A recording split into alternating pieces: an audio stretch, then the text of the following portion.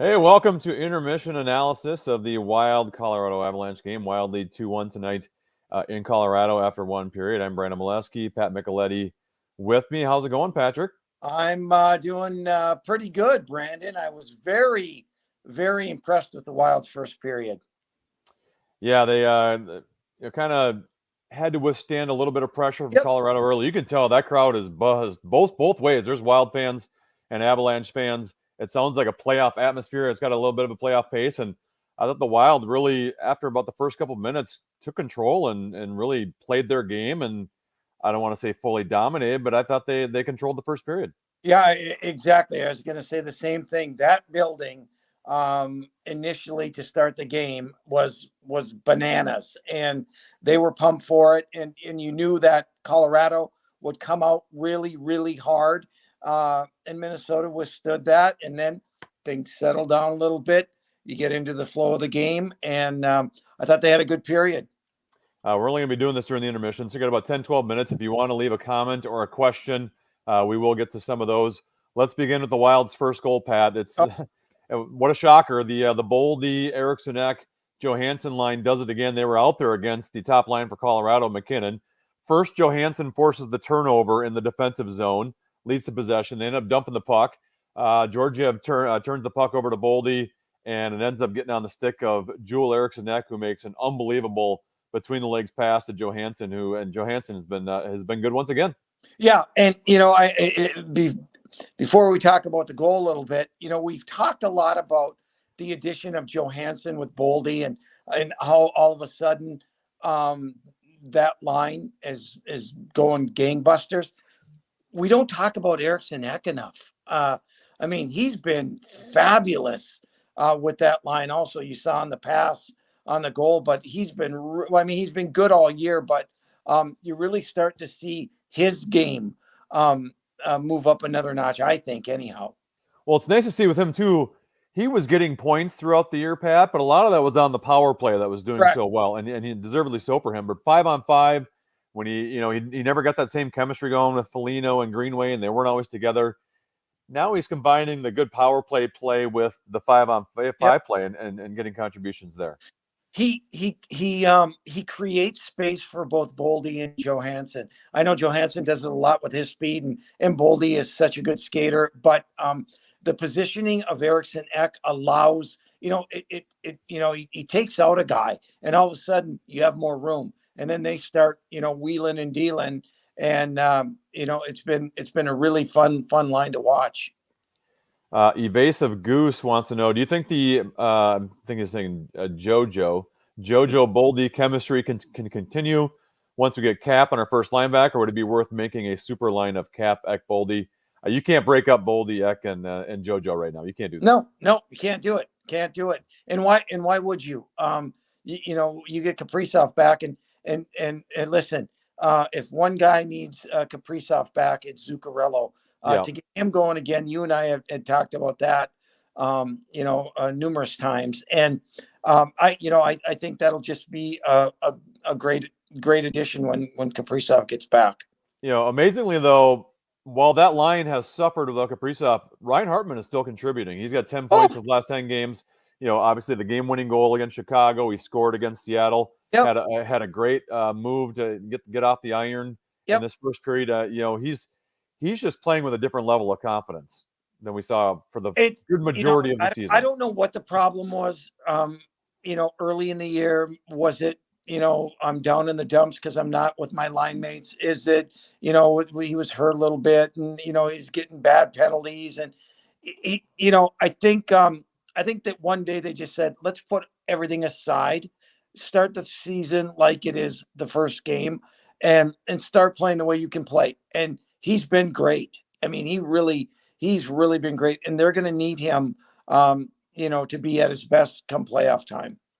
How about the second goal? Kind of a weird play by Klingberg. He's walking the blue line, which he's really good at, and just kind of threw it out in front, just hoping something would happen. And how about that play by Steele to outbattle the defenseman, get the puck from the skate to a stick, and immediately go up top of the backhand for a guy who hasn't been in the lineup a whole lot. What an absolutely big play for him in a game in which the Wild are playing with 11 forwards tonight. There has never been any question about the skill level of Sam Steele. He can skate, he can shoot, he can handle the puck. It's been his inconsistent play throughout the whole year, and put in the big spot with Kaprizov and Zuccarello. And, sometimes, that's harder to deal with. And, but, he's in there now. And listen, we can talk about depth and, what are you going to do when everyone's healthy? They're going to need everybody come playoff time if they're going to make a run. And it was nice to see Steele with a great play. Seth says, how about that defense? Wild have kept the Avs shooting from above the dot so Gus can track them better. Obviously, other than the breakaway for Byram there, which was a pretty big breakdown by Klingberg, I thought. Defensively, the Wild have been great. They have been great, and they've been great for a while, and that's why they're 15-1-4 in their last 20. The power play goal, or the out of the penalty box. Yeah. The penalty box. I mean, there's nothing you can do. I mean, Zuccarello took the shot. He fell down, so he couldn't get up. And that it was a clearing attempt by Colorado. And, what are you going to do? I see no fault. I know I'm waiting for you. Go ahead. Well, I would just say if you watch the replay back, not saying Klingberg would have gotten to him because, as you mentioned, it's a clearing attempt. The guy gets out of the box. But Klingberg, for some reason, was the guy who was back at the blue line. As the pass is going to Zuccarello, he kept sucking in. So all of a sudden, Boldy was the farthest guy back when it should have been Klingberg.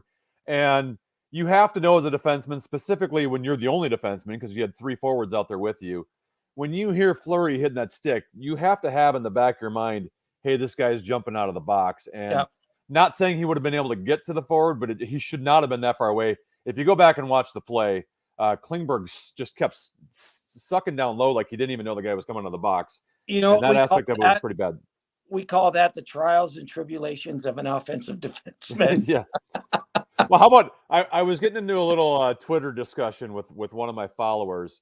Okay. There seems to be this element of the crowd that defends Addison like no other. My gosh. And wants to rip on Klingberg. And Klingberg is not a perfect player. He has flaws. I just criticize him for that play. He will make mistakes. Calen Addison at this stage of his career, and he's still young, and he might improve, and he might get there. At this stage of his career, I don't think he's anywhere near Klingberg, and people seem to think they're like comparable players, and I'm sorry, Pat, I don't see it.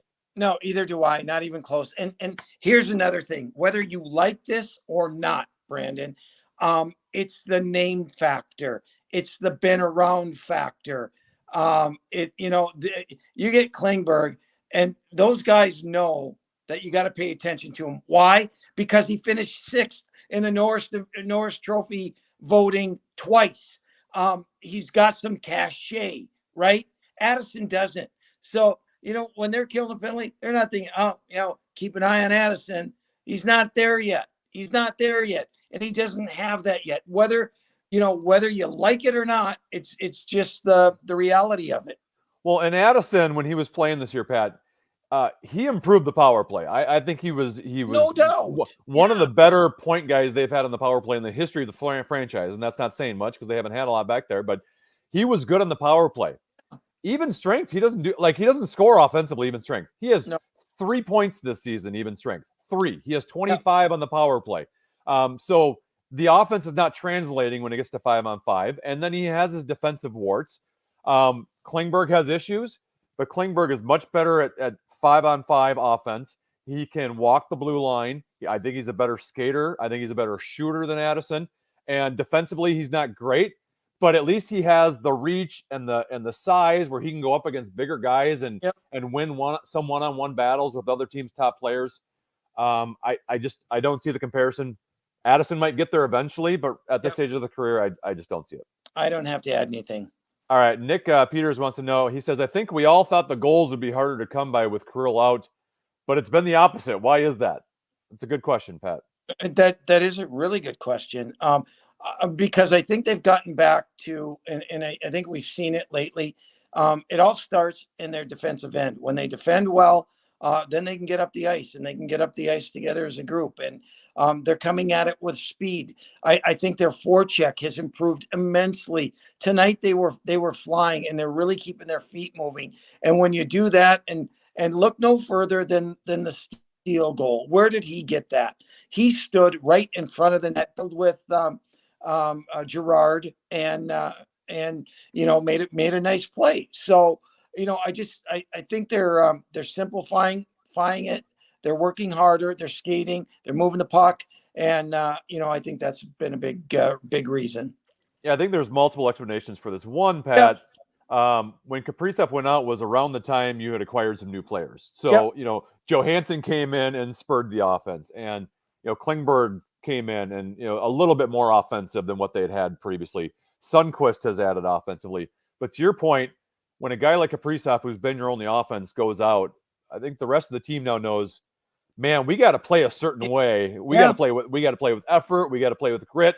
We have to play a certain style of hockey to score goals.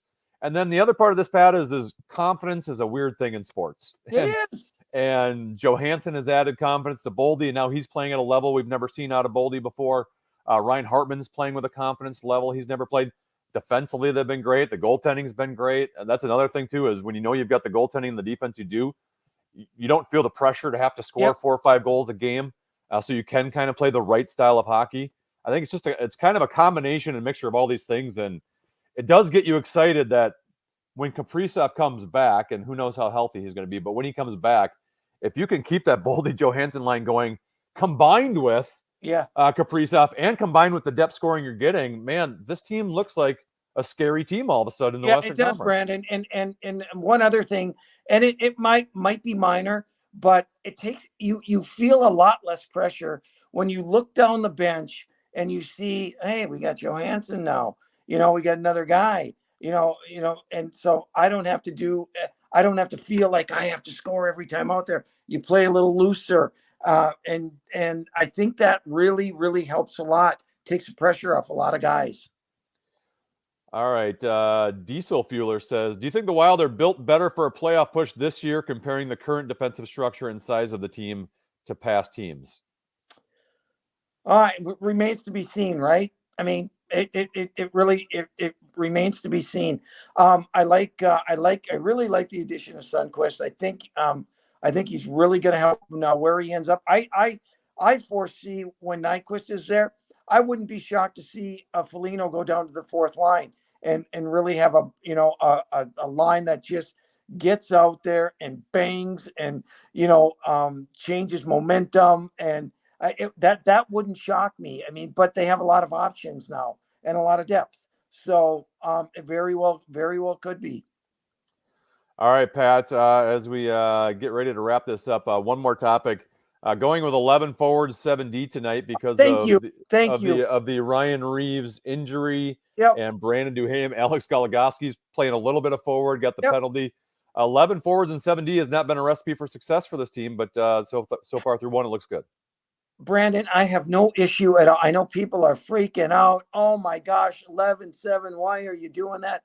I don't mind it at all, because if you look throughout the whole season and you look at the minutes of a fourth line, they play no more than 8 to 10 minutes a night.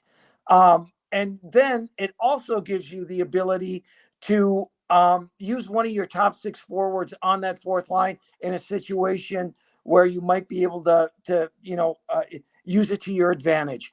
I don't mind it. I don't think it's a big deal. Some people do. I don't. I just don't.